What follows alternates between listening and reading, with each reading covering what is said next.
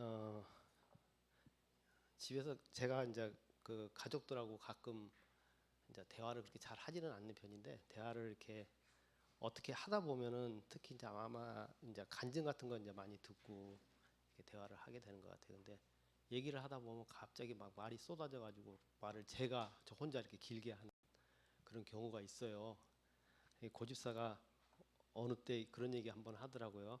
사람이 나이를 먹으면은 입은 닫고 지갑을 열면 된다. 그런 말을 하더라고요. 요번에 그 저기 통합 세대가 다음 통합 예배가 다음 세대를 살린다, 제가 이제 책을 읽고 어, 생각을 하고 또 이제 정리를 하다 보니까 원고가 좀 길어졌어요. 그래서 제가 부지런히 읽는데 어, 이게 또 뭐 다 이게 듣고 나서 그래서 도대체 그 뭐 하려고 하는 얘기가 뭐냐 이런 식으로 좀 산만해질 것 같아 가지고요. 주제를 먼저 말씀드리면, 저도 우리 교회가 통합 예배를 잘 준비해서 우리 아동부, 중고등부 또 이제 청년부가 살아나고, 이제 책에 보면은 아시겠지만은 그 우리 자녀 세대만 살아나는 게 아니라 이제 이거로 인해 가지고 우리 가정이 가정 예배가 연결이 되어지고, 그래서 이게 준비하는 데는 그냥 모양만 이렇게 다 모여서 예배 드리는 게 통합 예배가 아니고 준비하는 그런 내용들이 좀 있습니다. 그래서 이거는 교회가 다 합심해서 준비를 할 때 그럴 적에 우리 교회 그런 이제 결과들이 나올 거라고 생각합니다. 그래서 저도 주제는 통합 예배 잘 준비해서 우리 자녀 세대를 살리자, 그리고 가정 천국을 이루고 교회 천국을 이루자, 이런 것이 저도 이제 주제입니다. 어, 제가 이제 금년 초에 언젠가부터 이런 생각을 했습니다. 아동부 주일학교를 이대로 지속해서는 안 되겠다. 여름 수련회 끝나고 나면은 중고등부하고 통합시켜 가지고 부장 교사, 뭐 지금 애들보다도 교사가 더 많은 이런 그 현실이 안 맞으니까 현실에 맞게 조정을 해서 실질적이고 이제 효과적인 운영을 목사님한테 좀 건의를 해야 되겠다, 이런 생각이 물론 그 전에도 있었지만은 올해는 반드시 이거를 해야 되겠다. 하나님께서 은혜 주시지 않으면은 이렇게 이제 우리가 그렇다고 해서 우리가 뭐 포기하는 것은 아니고 또 다른 틀을 만들어서 이렇게 가야 되겠다, 이런 생각을 제가 했어요. 근데 그러나 이게 이제 어떻게 보면은 이런 생각이 올해 이렇게 들은 것이 아니고 훨씬 오래 전부터 이런 생각을 하고 또 나타났습니다. 어, 부서, 그렇지만은 그럼에도 불구하고 이렇게 지금까지 온 것은 우리 아동부 부서가 없어지는 것은 막아야 되겠다는 그런 절실한 마음 때문에 이렇게 버텨온 것 같아요. 그 오랫동안 어린이 부서를 제가 이제 쉬지 않고 이렇게 섬겨왔는데 왜 이런 일이 하나님께서 살아계신데 우리에게 일어나고 또 이렇게 부흥을 이렇게 주시지 않는 건지, 사실 뭐 시대적인 환경이나 외부 요인을 핑계하고 싶은 그런 마음은 없습니다. 오히려 나의 안위함과 무능력, 또 뭐 영적 나태함, 어, 영혼 사랑에 대한 무관심과 부족, 이런 오만 가지 생각이 매번 수없이 올 때마다 이런 생각은 하나님께서 기뻐하시지 않는 거다, 이런 새로운 마음가짐으로 또 시작하면 하나님이 은혜 베풀어 주실 거라는 그런 생각을 하면서 지금까지 온 것 같아요. 그러나 이제 이와 달리 이제 아이러니하게도 제가 굉장히 오랫동안 아동부를 우리 두 딸 태어나면서부터 이 삼창교에 와서 아동부를 섬겨 왔는데, 저는 정말 많은 하나님의 그 은혜를 경험했다는 사실을 인정하지 않을 수가 없습니다. 어린이에게 하나님의 말씀을 가르치기 위해서 성경을 읽고 암송하고 예배와 찬송도, 또 매년 여름 성경학교라는 특별 말씀 전치에 제가 더 은혜 받고 스스로 성경을 읽는 힘도 제가 배웠습니다. 어느 순간에 나 자신도 모르게 말씀과 성령과 믿음으로 거듭난 삶을 내가 살아가고 있구나 하는 것을 또 느끼게 되었고요. 교사들하고 나눔을 통해서 그리스도의 몸된 교회와 제가 또 주님의 지체됨을 깨닫는 것도 어린이들을 섬기면서 경험하게 된 하나님의 은혜였습니다. 제가 만약 주일학교 교사 직분을 받지 못하고 교회 생활을 하면서 왔다 갔다 했다면 지금 저의 모습은 어떻게 되었을까, 이렇게 생각을 하면은 과연 믿음을 유지하고 있을지 그 가늠이 전혀 되지가 않습니다. 하나님께서는 적당히 타협적이고 타성적인 저의 성격을 잘 아시고 교사의 직분으로 오랫동안 저를 은혜로 인도하셨습니다. 그런데도 우리 자녀 세대인 아동부하고 중고등부는 빈사 상태인 것이 지금 인정하고 싶지 않은 사실입니다. 그러나 여기에도 하나님의 뜻이 있다고 저는 생각을 합니다. 이러한 시대의 영적 풍랑을 만나가지고 더욱 주님 의지하고 연단받아서 택한 백성이 교회 천국을 이루고 가정 천국을 이루어 나가길 원하신다고 믿습니다. 그리고 지금은 우리가 디모데후서에도 나와 있지만은 말세의 때이고 자기를 사랑하고 감사하지 않고 거룩하지 않고 절제하지 않고 선한 것을 좋아하지 않고 경건의 모양은 있는데 경건의 능력은 부인하는 시대라고 성경은 말하고 있고, 저는 아무리 교회가 빛과 소금의 역할을 감당을 한다고 하더라도 하나님께서 성경에 말씀하신 대로 세상은 나간다고 생각을 합니다. 왜냐하면 말씀은 이루어지는 거니까요. 근데 우리 자녀들을, 중요한 거는 우리 자녀들을 이러한 세태에서 말씀과 믿음으로 보호하고 지켜내는 구원의 역사를 이루어가야 한다는 것이 하나님의 뜻이 그곳에 있다고 저는 생각을 합니다. 이렇게 어려울 때 이제 근본에 목사님이 통합 예배가 다음 세대를 살린다는 책의 내용을 주의 깊게 살피시고 우리 교회의 통합 예배를 적용해서 다음 세대를 살리고 가정 예배를 살려서 부흥시켜 나가려는 의도는 하나님이 주신 마음이라고 저는 믿습니다. 그러나 이 책에 나오는 수지 기쁨의 교회처럼 우리 교회가 자녀와 부모 세대가 은혜와 성령이 임재하시는 기쁨의 예배를 함께 드리며 자녀 세대가 믿음으로 살아나는 역사는 단지 부모와 자녀가 함께 예배드리는 통합 예배의 모양만 갖춘다고 이루어지지는 않는다고 생각합니다. 부모 세대인 목사님과 모든 성도들이 한 마음과 한 성령으로 다음 세대를 살린다는 믿음으로 우리의 잘못된 모습을 되돌아보고 회개와 결단과 기도로 무장하여서 그 예배의 틀을 새로이 만들어서 자녀 세대의 특성을 배려하고 우리 교회의 현실을 잘 살펴서 통합 예배를 시작해야 된다고 봅니다. 이것이 제 서론이고요. 이제 그 책의 내용을 제가 중심으로 해서 저의 생각을 정리해 보았습니다. 세 가지로 이렇게 책 내용은 되어 있는데 왜 통합 예배를 우리가 드려야 되는지, 그리고 통합 예배를 어떻게 드려야 되는지, 통합 예배를 우리가 드렸을 때 어떤 결과가 나타나는지, 그 세 가지인데, 첫 번째는 통합 예배를 왜 드려야 하는가. 통합 예배는 성경적이다. 아담도 노아도 아브라함도 예수님의 오병이어의 현장에서도 어린이는 같이 말씀 듣고 예배를 드렸다는 것입니다. 어린이의 특성을 가미한 놀이와 재미가 아닌 성령이 임재하시는 예배를 어린이도 드려야 한다는 것입니다. 저도 아동부를 섬기면서 늘 고민하던 화두가 성령의 인도하심이었습니다. 그것이 믿음의 뿌리라고 생각하기 때문입니다. 늘 고민했죠. 그리고 자녀의 영적 체험과 성령의 인도하심을 위해서 부모의 은혜 받는 예배의 모습과 그 본이 어린이에게 가장 강력한 교육이 되어야 한다고 생각을 했어요. 그리고 교회는 자녀와 부모 모든 교인이 한 말씀으로 한 비전을 가져야 된다는 것입니다. 주일날 목사님을 통해서 선포된 주의 말씀이 아동부부터 장년에 이르기까지 적용과 나눔과 교제가 이루어진다면은 성령으로 교회가 하나 되고 자녀와 부모 세대 간의 영적 소통으로 가정도 회복되는 복된 은혜의 역사를 이룰 것입니다. 그리고 가족이 함께 예배 드리는 것은 자녀에게도 큰 행복이라는 겁니다. 저도 딸 둘이 어릴 때 데리고 같이 예배 드릴 때의 그 영적 기쁨을 지금도 아주 좋은 추억으로, 행복한 그 기억으로 가지고 있습니다. 믿음의 부모는 자녀가 육신적으로 잘 되는 것보다 영적 믿음의 자녀로 세워질 때 큰 행복이고 기쁨이라고 생각을 합니다.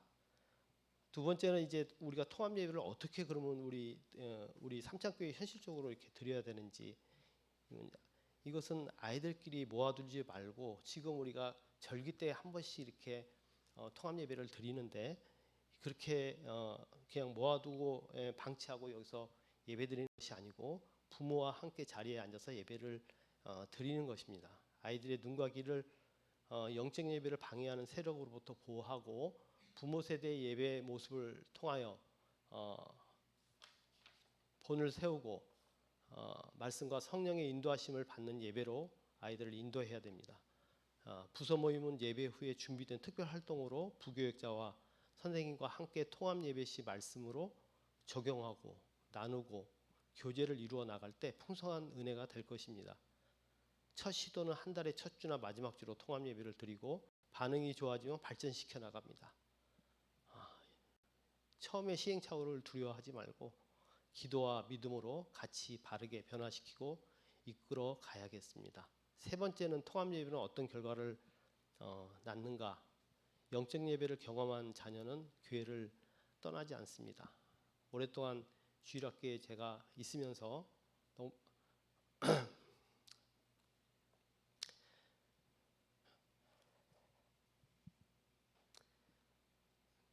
참 저뿐만이 아니고 우리 교사들에게도 참 가슴 아픈 일입니다. 올라가지 못하고 떨어지는 아이들이 너무 많으니까요. 지금의 실정은 아동부 생활 잘 하다가 중고등부 갈 때 떨어지고 또 청년부 올라갔을 때 교회를 떠나는 안타까운 그런 실정이 반복되고 있습니다. 지금 이 시대의 우리 자녀들은 그 어떤 때보다 성령이 가장 심령이 가장 부유한 시대에 살아가고 있고 세상문에 많은 영향을 받고 있습니다. 그러므로 우리 주님이 말씀하신 심령이 가난한 자는 천국이 저희 것이라고 하신 그 복이 들어갈 문을 찾지 못하고 있다고 생각을 합니다. 성령의 강력한 능력과 믿음이 우리 자녀들에게 요구되고 있습니다. 막혀 있는 우리 자녀들 마음의 문을 성령께서 들어오시고 말씀 대신 예수 그리스도를 받아들일 때 우리 자녀들이 그리스도의 몸된 교회를 떠나지 않고 믿음의 능력으로 세상 문화를 대적할 수 있다고 믿습니다. 우리는 이 세상에 속한 사람들이 아니고 하나님 나라에 속한 하나님의 자녀이고 백성이라는 정체성, 믿음이 견고히 세워져야 된다고 생각합니다. 가정 예배를 쉽게 드릴 수 있습니다. 자녀가 성인이 되면서 시간과 공간의 벽이 커진 환경 속에서 가정 예배를 결단하기란 그만큼 어렵다고 봅니다. 우리는 자녀와 같이 살면서도 그 자녀가 무엇에 관심을 갖고 고민하며 어떠한 생각을 하며 사는지조차 파악하지 못할 때가 많습니다. 저도 그러니까요. 어릴 때 부모와 같이 예배하는 습관이 자연스럽게 가정 예배로 형성되고 가족 간 영적 소통으로 믿음의 가정이 세워지고 이것은 가정의 큰 행복이고 축복이라고 생각을 합니다. 부모 세대가 자녀에 더 큰 관심을 둘 수 있고 자녀의 가능성을 발견하고 그들의 고민을 읽고 기도할 수 있습니다. 사랑하는 자녀에게 믿음의 유산을 물려줄 수 있습니다. 부모의 바른 믿음의 정체성을 자녀가 이어가고 오직 이 믿음만이 이 세상을 살아가는 힘과 능력이 될 것이라고 믿습니다. 책을 통해서 수지 기쁨의 교회가 자녀와 부모가 함께 감사와 기쁨의 예배를 드리며 은혜 받는 모습을 상상해 볼 때 이것이 하나님의 나라가 아닌가 생각을 제가 했습니다. 그 교회 예배 현장을 한번 보고 싶은 충동도 느꼈습니다. 물론 이러한 은혜의 예배가 무리 없이 지속적으로 드려질 수 있을까 하는 그런 의문도 제가 들었습니다. 그러나 이것은 하나님께서 성경 역사를 통해 보여주신 교회의 비전이라고 믿습니다. 우리 교회의 현실과 해야 할 일에 대해서 생각해 보았습니다. 먼저 현재 부모와 자녀가 같이 출석하여 대예배를 드릴 수 있는 성도가 몇 분이나 되는지 살펴보니 아마도 지금 현실적으로 눈에 보여지는 것은 우리 한은주 집사님 가정뿐인 것 같습니다. 나머지 중고등부 우리 5명, 아동부 5명, 중고등부 3명 자녀들은 같이 교회 생활을 하지 않는 부모들이어서 당장 통합 예배 시에 섬기는 선생님들이 함께 앉아 부모 역할을 해야 할 것 같습니다. 그리고 아동부, 중고등부 학생의 가정 부모를 교회로 초청 예배 통해서 전도해서 같이 예배 드릴 수 있도록 기도해야겠습니다. 두 번째는 담임 목사님도 말씀 설교 시 아이들과 학생의 이해를 돕기 위해 필요하다면 눈높이를 맞추는 영상 화면 준비 등 고민과 배려가 있어야 하겠습니다. 세 번째는 그리고 가장 중요한 것은 부모 세대인 성도들이 자녀들에게 본이 되어야 한다는 믿음을 가지고 성령이 임재하시는 예배를 위해서 힘써야 한다는 것입니다. 왜냐하면 부모 세대의 바른 예배 모습을 통해서 자녀가 배우고 성령이 임재하시는 영의 예배를 드린다고 믿습니다.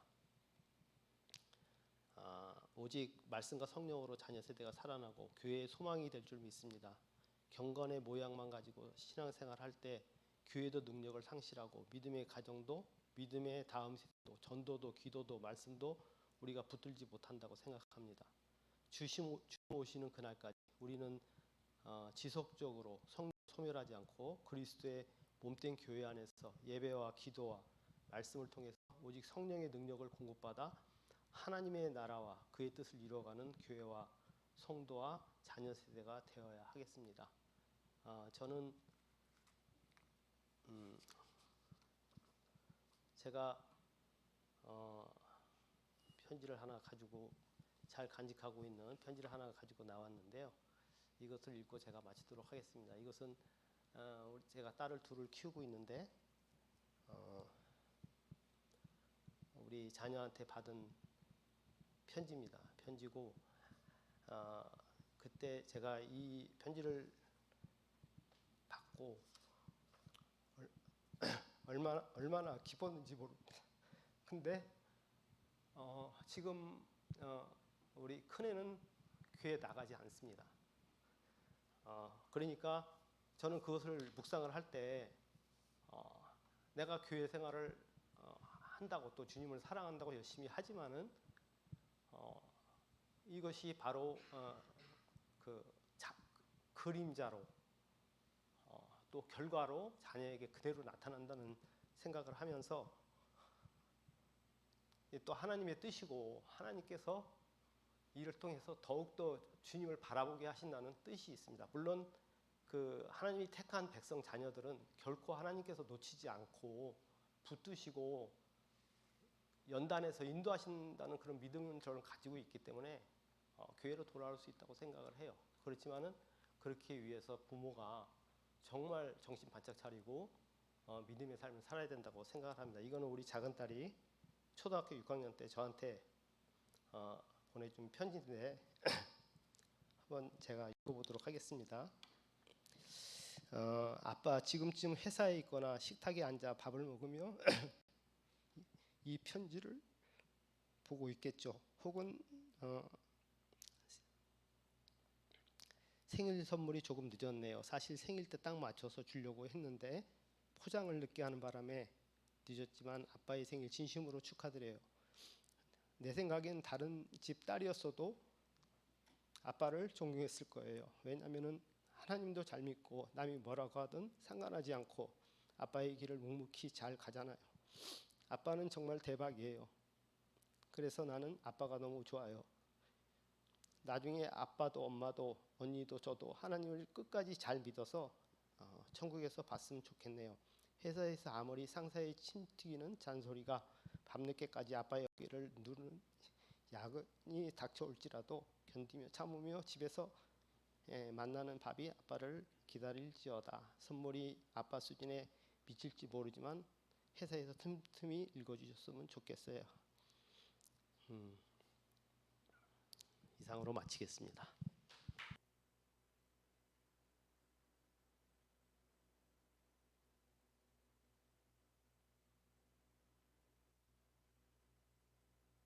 강의인데 잘 썼네요. 우리 반주자가 그렇게 썼다는 거예요. 다시 한번 박수 한번 하겠습니다. 우리 장로님이 이렇게 읽고 이렇게 이제 요약을 해서 잘 말씀해 주셔서 너무너무 감사합니다. 이건 얘기한 거니까 문화상품권 드리도록 하겠습니다.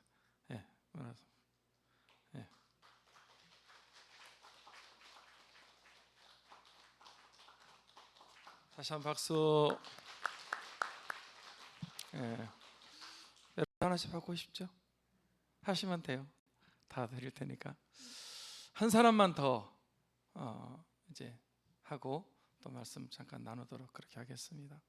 누가 하실 분 있나요?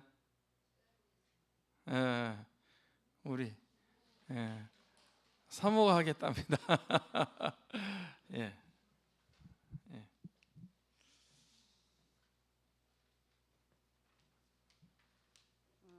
저도 교회를 섬기면서 아이들과 이 엄마 부모님들이 같이 예배드리면 좀 조심성이 있잖아요.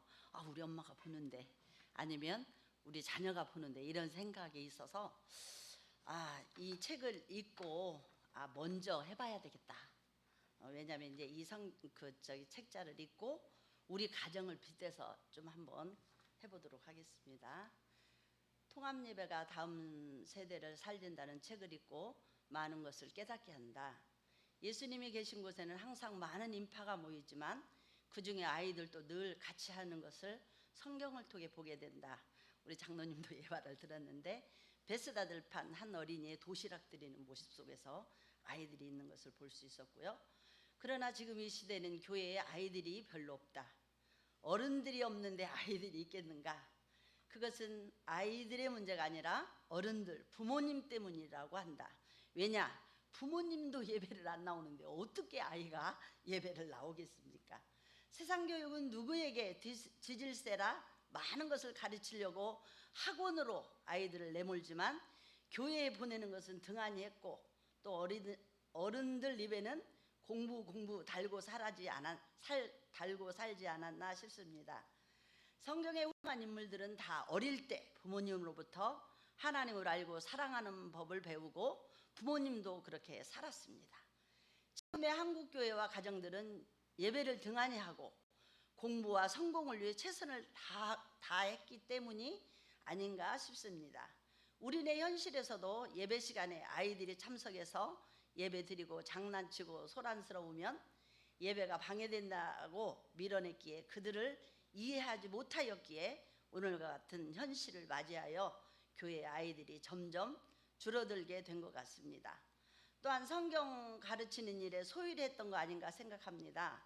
왜냐하면 성경의 인물 중에 모세나 다윗, 사무엘, 다니엘 모두 다 어릴 때 청소년 시기에 하나님을 알고 또 그들 부모님이 하나님을 가까이 했기 때문에 그들도 하나님을 가까이 하지 않았나, 그런 생각을 해보았고요. 그러하기에 한 시대에 귀하게 쓰임받는 귀한 일꾼 그릇들이 되었던 것 아닌가 싶습니다. 그렇다면 우리네 교회 가정은 어떠한가?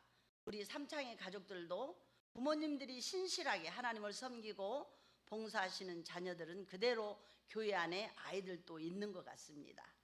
저희 가정도 생활이 넉넉하지 못하였기에 학원, 문제지, 꿈도 못 꿨죠. 하지만 늘 기도는 쉬지 않았던 것 같아요. 학원은 못 가지만 학원 다니는 아이들 못지않게 지혜와 판단력을 달라고 하나님을 의지하고 또 양육했습니다. 눈물로 하나님께 호소하면서 의지했고요. 다른 부모님들처럼 못해주니까 늘 교회에서 살고 말씀의 테두리를 벗어날 수 없기에 저들이 때로는 힘들고 또 스트레스도 받았을 것이지만 지내놓고 보니 그것이 복이 된 것 같아요. 왜냐하면 육신적인 것은 풍부하지 않고 또 부모님이 예수님을 전파하는 목회가 가정이기 때문에 싫든 좋든 하나님 앞에 예배드리고 말씀 보고 또 기도해야 되잖아요. 그래서 합력하여 선을 이루신 하나님을 찬양하게 되었습니다. 어릴 때 청소년 시기를 지나갈 때는 어려움도 없진 않았지만 늘 교회에서 살고 예배하며 무언 중에 말씀을 듣고 두 자녀가 성장했기에 저들이 하나님 앞에 있고 헌신의 삶을 사는 것 같아 늘 감사드립니다.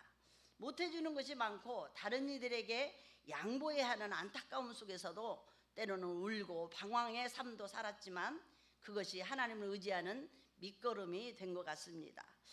자랑이 아니라 한 가지는 아이들이 어릴 때 식탁 위에 벽에 잠자는 머리맡에 늘 잠언과 시편을 번갈아 가며 기록해서 붙여놓았고 무의식 중에 저들이 나오며 들어갈 때 보고 읽도록 한 것입니다.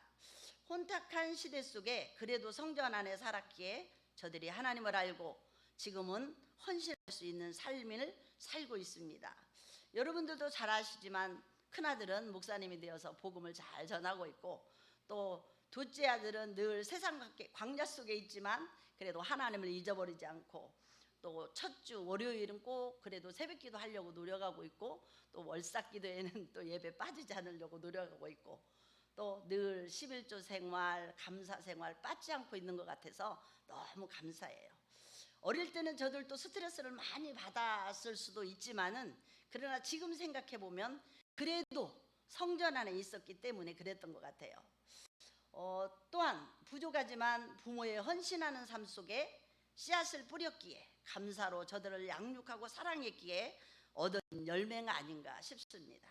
끝으로 우리 삼창의 가정들도 부모님이 먼저 하나님 잘 섬기고 봉사하며 교제하여 아이들까지 모두가 이 시대에 깨어있는 일꾼들이 다 되었으면 합니다.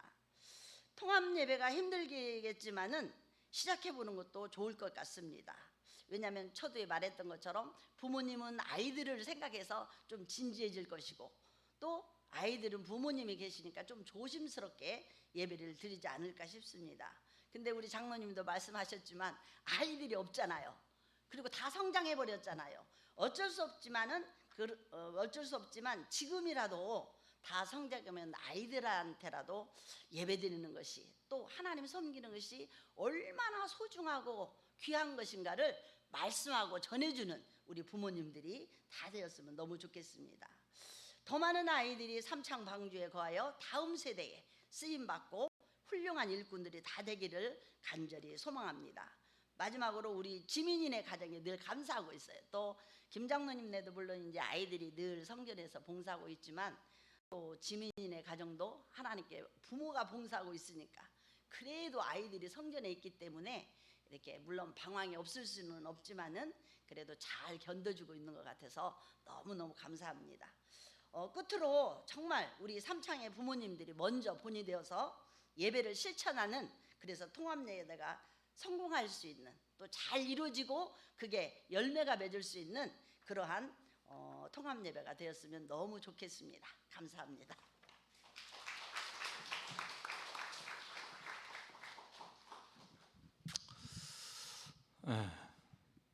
사모님도 잘하죠? 그래서 같이 삽니다. 통합예배 당위성 너무 중요한 것 같아요. 좀 많이 늦었지요. 우리 자녀들 다 와서 같이 예배드리고요. 손자 손녀들까지 다 3대 4대가 같이 예배드렸으면 좋겠다 이런 생각을 해요. 그래서 부모님, 자녀, 손자, 손녀, 외손자, 외손녀까지 다 이렇게 와서 자연스럽게 예배드렸으면 좋겠다 그렇게 생각하고요.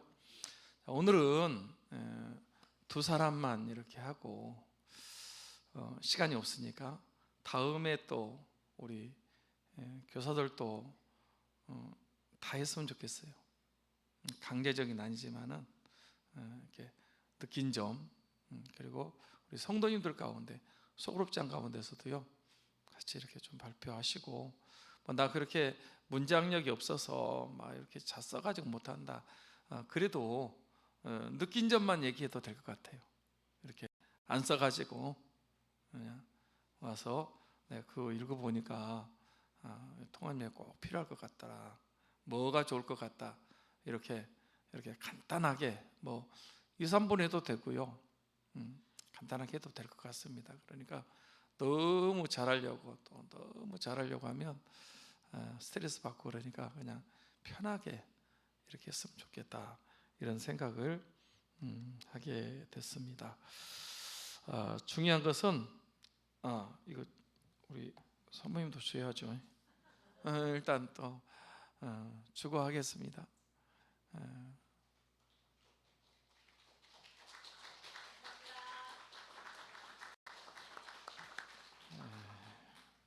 큰일 날 뻔했습니다. 그래서 밥 못 먹으면 되네.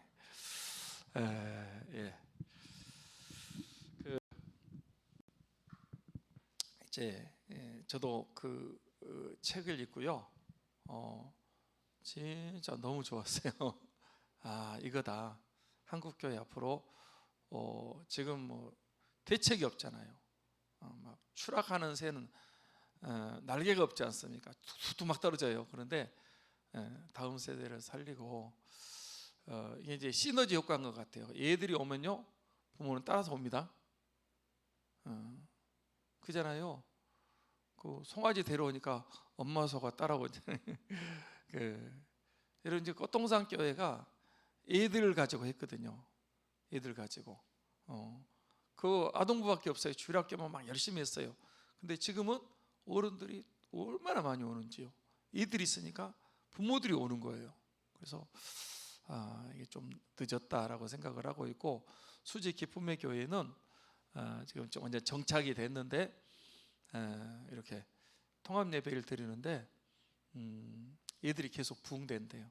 중고등학생도 많아지고 어른들도 많아지고, 그래서 이 부흥되는 그런 케이스, 다음 세대가 살아나는 거거든요.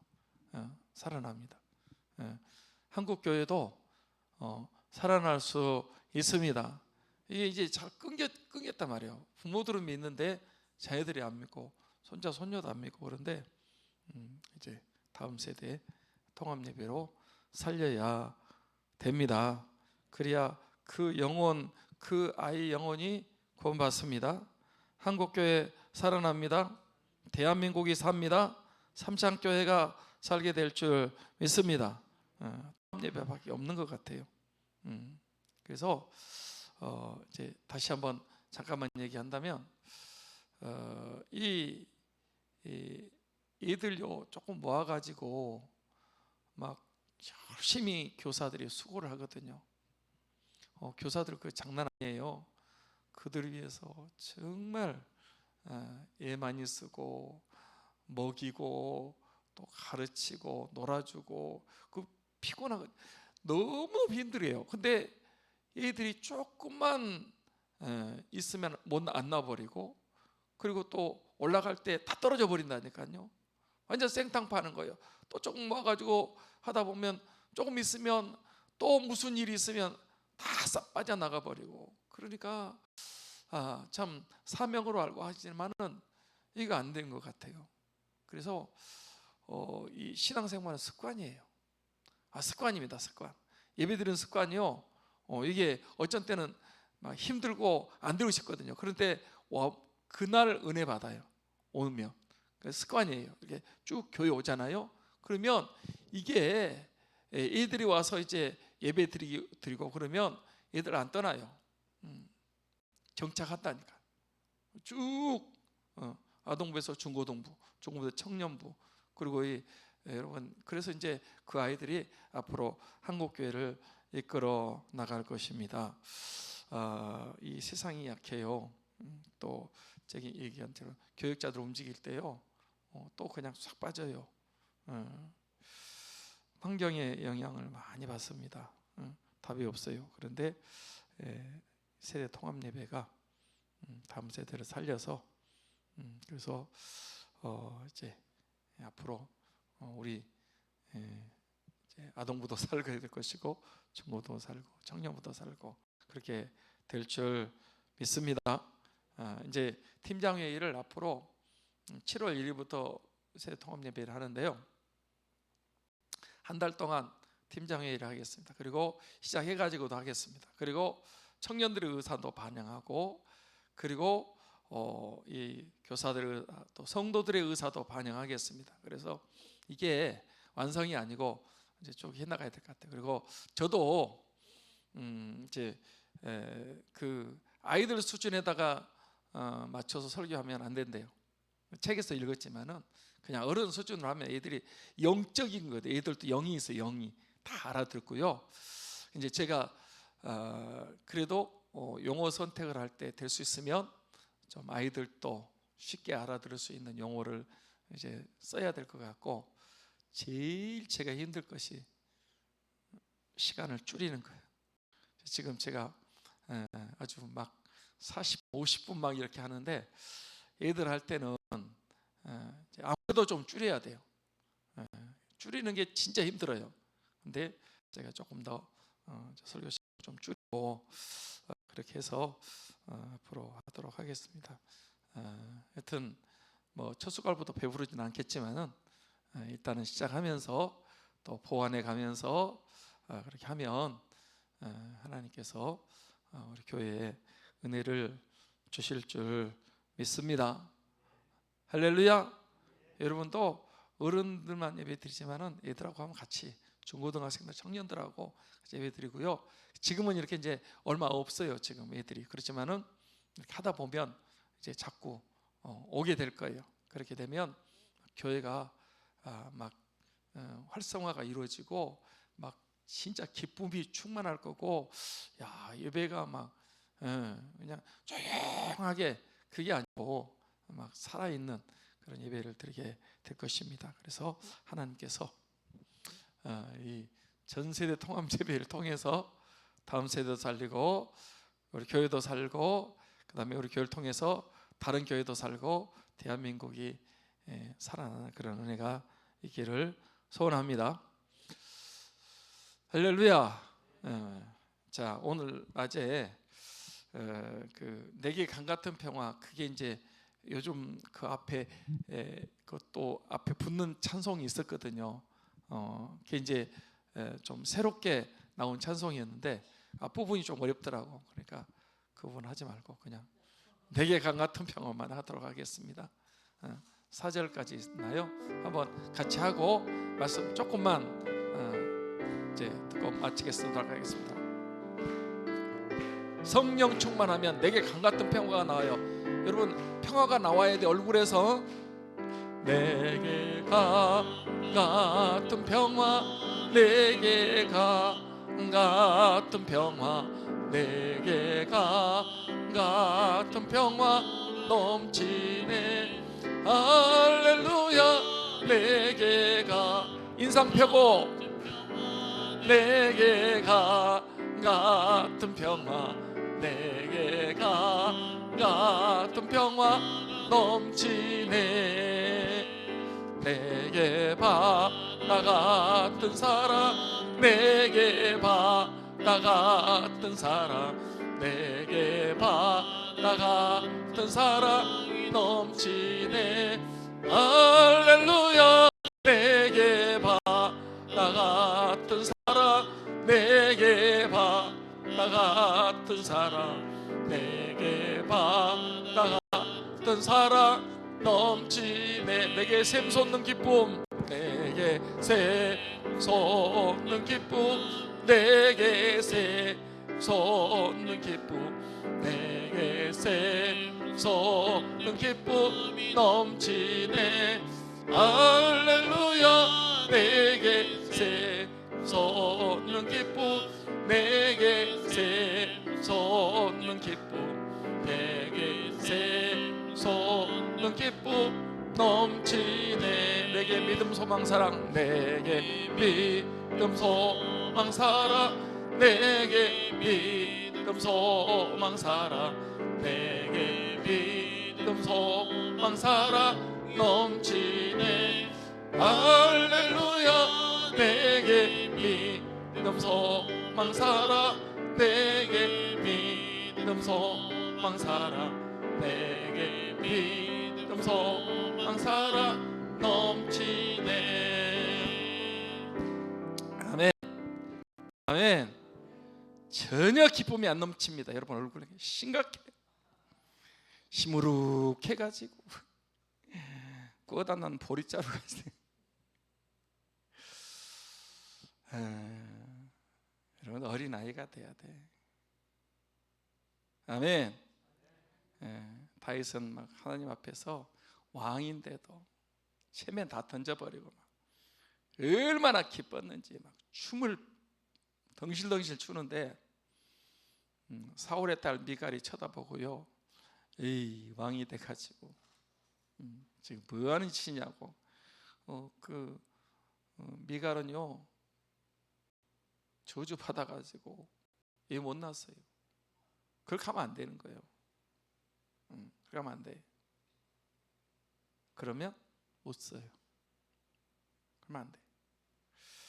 그래서 여러분 굳어버렸지인데, 여러분 굳으면 안 돼. 전에도 한번 얘기했죠. 얼굴하고 낙하산은 펴져야 산다. 안 펴지면 죽습니다. 펴져야 돼. 막 이렇게 감정이 그냥 무덤덤하게 그게 아니에요. 기쁠 때는 막 기쁘고 슬플 때는 슬프고 막 좋을 때는 막 좋고 웃을 때는 웃고 할렐루야. 그렇게 해야 돼. 그렇게 해야 돼. 그렇게 해야 이게 사람 사는 거예요. 충청도 사람처럼 막 재밌는 얘기도 집에 가서 잠잘 때 웃고 그런 모습. 그런 모습. 안 돼요. 예. 이제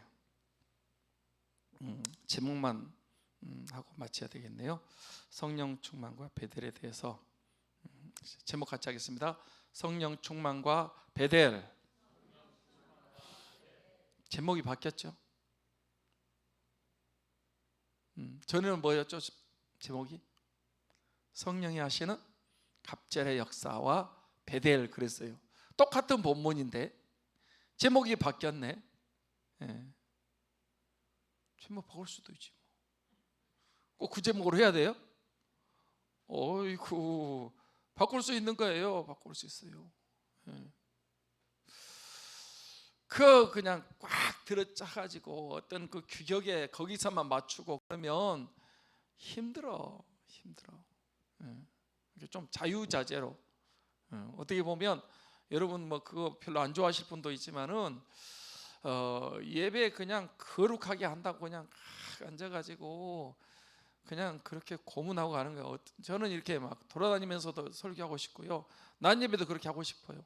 그렇게 하고 싶고 막 찬송도 하고 싶고 막 웃기는 얘기도 좀 하고 싶고 이렇게 해가지고 예배에 그냥 뭐 견디다 가는 거예요. 그거 아니에요. 그러니까 전에는 성령이 하시는 갑절의 역사 그리고 베델, 성령이 하시는 갑절의 역사가 나타나려면 뭐 해야 돼요? 성령 충만해야지. 아멘. 성령 충만하니까 성령이 하시는 갑절의 역사가 나오는 거예요. 이해되십니까? 그러는 거예요. 그러니까 엘리사도 성령 충만했어요. 엘리야가. 근데 엘리야가 이제 승천해 버린다. 이제 엘리사가 그 바톤을 이어받았는데 여러분 그 스승의 그 영역이 정말 대단했잖아요. 예? 하늘문을 닫기도 하고 열기도 하고 막 어마어마한 일을 했단 말이에요. 그런데 그 엘리사 스승이 이제 승천해 버리고 이제 자기가 그 일을 해야 되는데 시대는 나가고 자기는 무능하고 그러니까 갑절의 영감, 갑절 하시는 역사를 구하는데 그게 바로 성령 충만이요. 요즘 말로 바꾸면. 그래서 성령 충만 엘리사가 받았습니다. 그래서 엘리야가 했던 일보다 기적을 더 큰 기적이라고 말하기 어려워요. 왜냐하면 하늘문이 열려서 비가 쏟아졌고 그다음에 하늘에서 불이 쏟아졌고 그러니까 더 큰 역사라고 하기는 이제 좀 어렵지만은 여러분 성경 보시면요 엘리사가 하는 그런 그 기적 역사보다도 2배나 많게 엘리야가 하는 것보다 더 많이 하셨어요. 더 많이 했어요. 어쨌든지 엘리사는 성령 충만 받았습니다. 요즘 화두가 성령 충만입니다. 성령 이미 받았다니까. 아직도 성령 받은 줄도 모르는 사람은 답답한 사람이요. 내 안에 성령이 계신지도 모른다. 미안합니다. 저요 제 안에 성령님이 계세요. 어쩐 때는요 성령께서 이렇게 말씀하세요. 생각나게 하시고요 가르쳐 주시고 깨닫게 하시고요 그렇게 말씀하세요. 성령님이 저와 함께 하고 계십니다. 여러분도 그럴 수 있어요. 예를 들어서 이제 오늘 생수의 강이 흘러 넘치리라 이거 설교를 했잖아요. 제가 지금 설교를 뭘 하고 있냐면 마가복음을 하고 있어요. 마가복음 7장을 지금 이제 1장부터 와가지고 7장까지 왔거든요. 그래 이제 가정의 달이기 때문에 그 이제 뭐 가정 얘기, 우리 자녀들 낳아야 된다. 그다음에 부모 공경에 대해서 얘기했고 성령 강림절이기 때문에 성령 강림에 대해 얘기했어요. 이제 이번 주는 그 다음 부분에 이제 설교를 마가복음을 생각을 했어요. 그런데 지난주에 이제 성령님이 오셨습니다. 사도행전 2장 16절부터 21절까지 그 말씀을 이렇게 이제 여러분이 어떻게 들으셨는지 모르지만 저는요 막 이렇게 하나님이 저한테 막 쏟아 부어 주세요. 말씀을 더 많이 읽지만은 줄여 가지고 하는데 쏟아 부어 주셨어요. 그래 가지고 이제 성령 강림절이 지났네. 이 성령 강림 이제 다음 주이잖아요. 그러면 이제 마가복음 해야 돼. 마가복음 식당으로 가야 돼. 그런데 자꾸 성령님께서 야 성령에 대해서 한번 더 얘기해야지. 그럼 뭐 어떻게 얘기할까요? 이제 사도행 요한복음 7장 오늘 본문 36절부터 37절부터 39절까지 그 말씀이 이렇게 떠오르는 거예요. 그래요? 그럼 뭐 그렇게 하죠 뭐. 그래가지고 또 딱 앉으니까 하나님이 쫙 이렇게 말씀 어떤 식으로 이렇게 전개할 것을 저한테 딱 주시는 거예요. 그러니까 물론 제가 준비를 해요. 근데 성령에 민감한 거예요. 할렐루야. 어떤 때는 기도할 것도 주시고요. 어떤 때는 무슨 결정을 해야 될 때가 있어요. 내가 미련하잖아요. 부족하다니까. 성령님 어떡하죠? 성령께서요 성령을 가르치시고 생각나게 하시고 이렇게 모든 일을 성령님이 하십니다. 할렐루야. 그래서 성령의 도우심 가운데 지금 신앙생활을 하는 거예요. 목회도 하는 거예요. 목사님만 그러냐? 아니요. 여러분도 그래요. 여러분 안에 최고 좋은 선생님이 한 분 계십니다. 최고의 스승님입니다. 성령 인정하십시오. 성령 인정하세요. 이제 돌아가셨지만 조영기 목사님 그래. 성령님을 그분은 이제 굉장히 강조하잖아요. 순복음은 성령 인정하고 성령 환영하고 영접하고 성령님을 사랑하고 의지한다. 한번 이것 말하고 이제 진짜 마치겠습니다. 같이 한번 하겠습니다. 성령 인정합니다. 성령 시대 성령 인정해야 돼요. 성령님 환영합니다. 성령 영접합니다. 영접해야 돼요. 예수님 영접하듯이 성령님 사랑하고 의지합니다. 할렐루야. 그거를 계속 얘기한다는 거예요. 성령 인정합니다. 성령 환영합니다. 성령 영접합니다. 성령님 의지하고 사랑합니다. 조영기 목사님에게 성령님께서 여러분 그 역사하시니까 어마어마하게 여러분 80만의 교회가 된다는 게 이게 쉬운 일이 아니에요. 성령께서 하시는 거예요. 할렐루야. 그분만 그런 게 아니고 저만 그런 게 아니고 여러분도 다 똑같이 있습니다. 여러분 안에 성령님이 계십니다. 그분을 의지하셔야 돼요. 그분을 신뢰하세요. 그분 사랑하세요. 성령님을 인정해 드리십시오. 성령께서 여러분과 함께 하십니다. 위로해 주세요. 성령 힘들지만은 괜찮다. 성령 위로해 주시잖아요. 성령 깨닫게 하세요. 생각나게 하세요. 막 말씀을 듣게 하세요. 기도하게 하세요. 성령의 도우심 가운데. 할렐루야. 헌금할 때도 그냥 의무적으로 하지 말고 성령님 이번에 감사주일인데요. 어떻게 할까요? 하나님이요 성령으로 감동으로 주세요. 아멘. 11조금도 마찬가지고요. 헌금할 때 그냥 하나님에게 여러분 이렇게 적선하듯이 하나님이 가난하신 분이요? 여러분이 안 드리면 하나님이 굶으신 분이요? 아니요. 여러분 안 드려도 하나님은 아무 이상이 없어요. 하나님은 여러분의 그 중심을 받으시고 여러분에게 은혜와 복을 주십니다. 성령님의 도우심 가운데 모든 일을 성령의 도우심 가운데 해 나가야 되는 것입니다. 성령 충만하셔야 돼요. 아멘. 됐다라고 생각하지 말고 더 충만하셔야 돼요. 더 할렐루야. 성령 한량없는 성령의 충만함의 은혜 가운데 물은 낮은 곳으로 고여요. 겸손해야 돼요. 사모해야 돼요. 그래야 성령 충만의 역사를 경험하게 됩니다. 기도하겠습니다.